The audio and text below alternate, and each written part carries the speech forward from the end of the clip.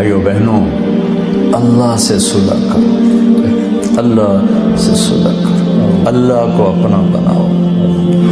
ہم دھوکے میں پڑ گئے، کن چیزوں کو اپنا بنا رہے ہیں جو ہے ہی نہیں اپنے، اور وہ جو کہہ رہا میں تیرا ہوں تو میرا بن جا، اس کو چھوڑا ہوا ہے۔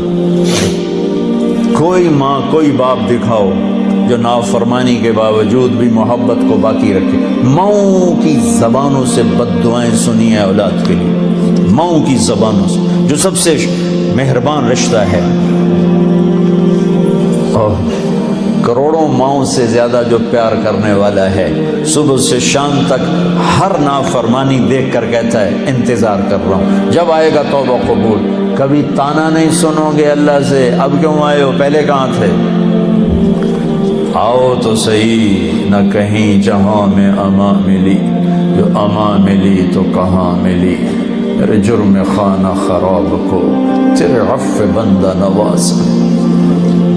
چونکہ میرے اللہ کو پتہ ہے کہ یہ بھولنے والا ہے، تو اس نے توبہ کے لیے عمر کی قید کوئی نہیں، عدد کی قید کوئی نہیں۔ 60 سال کے بعد گورنمنٹ ریٹائر کر لیتی، اللہ کہتا کوئی ریٹائرمنٹ نہیں۔ 80 سال کی عمر میں بھی توبہ کرے گا تو قبول کرو، 90 سال کی عمر میں توبہ کرے گا قبول کرو۔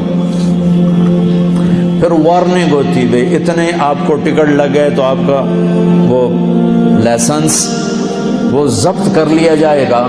میرا اللہ کہتا ہے 1,00,000 ٹکٹ لے لے پر توبہ کر، میں معاف کروں۔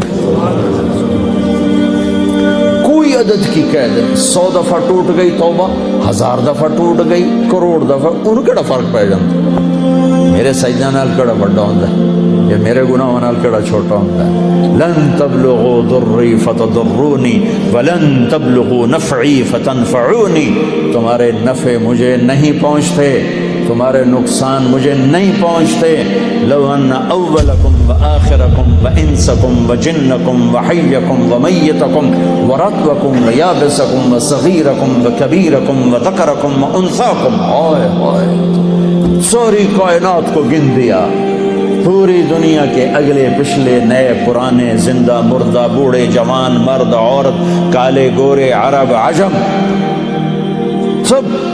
سب علی اتقى قلب رجل واحد منکم، تم سارے سجدوں میں پڑ جاؤ، ایک لمحے کے لیے گناہ نہ کرو۔ ما زاد فی ملکی شیئا، میری بادشاہی میں ذرہ اضافہ نہیں ہوتا، اور تم سارے میرے نافرمان ہو جاؤ، اس کی شہنشاہی میں ایک ذرے کی کمی نہیں آتی۔ اس لیے اسے پرواہ کوئی نہیں، کہ آؤ تم توبہ کرو، دیکھو معاف کیسے کرتے۔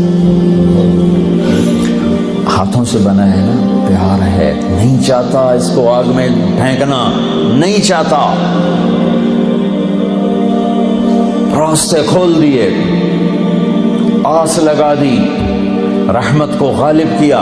میں نے ابھی آپ کو 99 نام اللہ کے گن کے سنائے، ان میں صرف ایک نام ہے جو اللہ کے غصے اور غضب کو بتاتا ہے، وہ المنتقم، باقی تو سب محبت بتا رہے ہیں۔ یہ جو قہار ہے، اردو میں قہار اور معنی میں ہے، عربی میں قہار کہتے ہیں غالب آنے والے کو، چھا جانے والے کو۔ جبار کا وہ مطلب نہیں جو ہم اردو میں سمجھتے ہیں، یہ قہار اور جبار غضب کے لفظ نہیں ہیں، یہ شہنشاہی کے الفاظ ہیں۔ اللہ اپنی شہنشاہی بتا رہا ہے۔ 99 میں ایک نام ہے المنتقم، باقی دودھ میں پانی ڈالو لسی نہیں ہو جاتی، تو ہیں دودھ میں پانی ڈالو لسی ہو جاتا ہے، تو اللہ نے کہا المنتقم، ایک دم کائنات پہ لرزہ چھا گیا۔ ساتھ ہی دو نام، اگلے جو دو نام ہیں، المنتقم، العفو الرؤوف، اب العفو الرؤوف ڈال کے لسی بنا دیا، اپنے غضب کو بھی ٹھنڈا کر دیا، برف ڈال دی، پانی ٹھنڈا ہو گیا۔ ہائے ہائے، یہ بھی چند دن پہلے میں نے سوچا، مجھے خیال آیا، میں پہلے کبھی نہیں اس طرح خیال گیا، کہ میں ایک دفعہ میں نے وہ اسماء حسنہ پڑھے تو المنتقم کے بعد دو نام،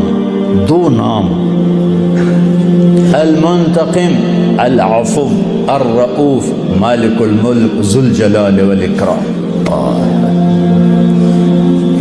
پہلے ایک دم المنتقم کے ذریعے سے حیبت، ساتھ ہی العفو الرعوف، مہربان معاف کرنے والا، مہربان معاف کرنے والا۔ دو آدمیوں کو آخرت میں نا اللہ پکڑے گا، ڈال دو جہنم میں، ایک دوڑ لگا دے،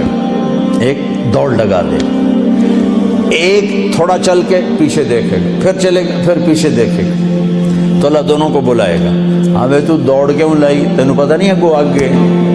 کہنے لگے یا اللہ ساری زندگی تیری نہیں مانی، سوچا آج مان لو شاید تیری رحمت ہو جائے۔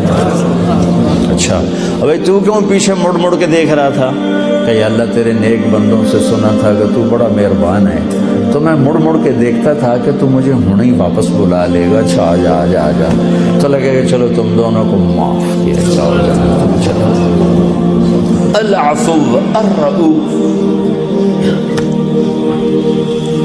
کوئی عمر کی قید نہیں، کوئی عدد کی قید نہیں، لیکن عدل ہے، عدل یہ نہ ہو کہ توبہ بھی نہ کرے اور کہ اللہ پہ معاف کرے گا، یہ ظلم نہیں ہو سکتا، پھر تو ساری کربلاؤں کی تاریخ ختم ہو جائے گی، آل بیت کا خون پانی بن جائے گا۔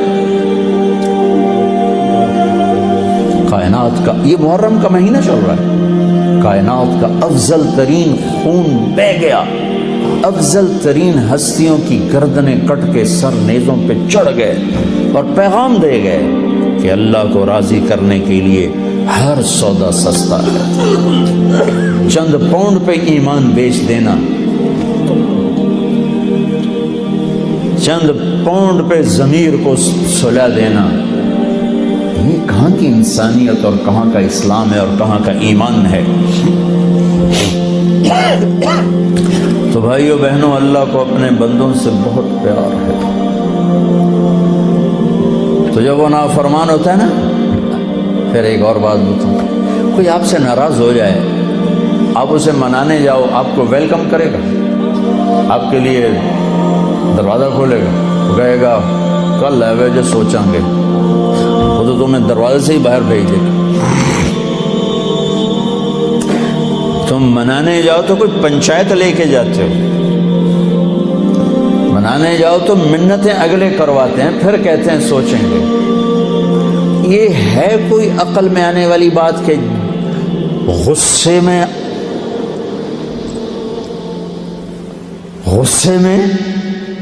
غضب میں ہو اور اگلا معافی مانگنے آ رہا ہو اور آگے اس کا استقبال کرے؟ یہ ہو سکتا؟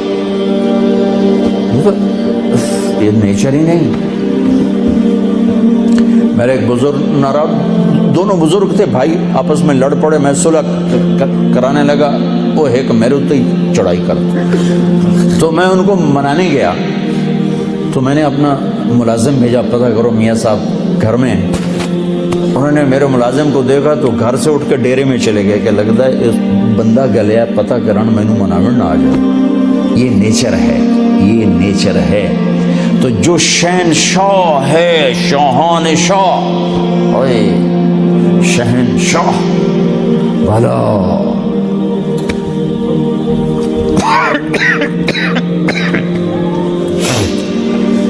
جو ساری زندگی نافرمانی کر کے اس کو منانے کا خیال آیا، جوانی میں تو بہت اعلیٰ چیز ہے، ساری زندگی وہ کیا کرتا ہے؟ من تقرب الی تلقیتہ من بعد، کوئی تمہارا خصوصی دوست مہمان آئے تو تم باہر نکل کے ویلکم کرتے ہو۔ عام لوگ ملنے آئے تو اپنے کمرے میں ہی، لیکن کوئی خصوصی پتہ چلے تو بھاگتے ہو، جلدی سے جا کر دروازے پر کھڑے ہو تو گاڑی کا دروازہ کھول دو، پھر ساتھ لے کر آتے ہو۔ وہ شہنشاہ کہہ رہا ہے زندگی بھر کے گناہ لے کر کوئی مرد عورت جب مجھے منانے آتا ہے تو میں آگے بڑھ کے اس کا استقبال کرتا ہوں، آگے بڑھ کے، وہیں بیٹھے ہوئے آگے بڑھ کے، تلقیتہ من بعید، میں خود آگے تک جاتا ہوں اسے ساتھ لے کے۔ آگے کب سے تیرا انتظار تھا، اللہ کو کیا ضرورت کسی کی؟